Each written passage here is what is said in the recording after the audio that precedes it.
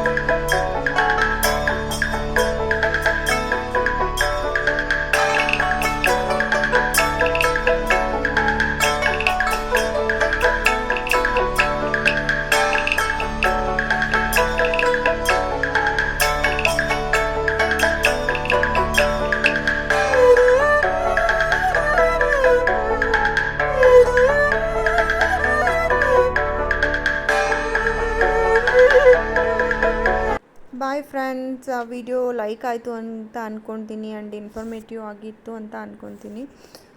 Next ಬ್ಲಾಗಲ್ಲಿ ಸಿಗೋಣ. ಬಾಯ್.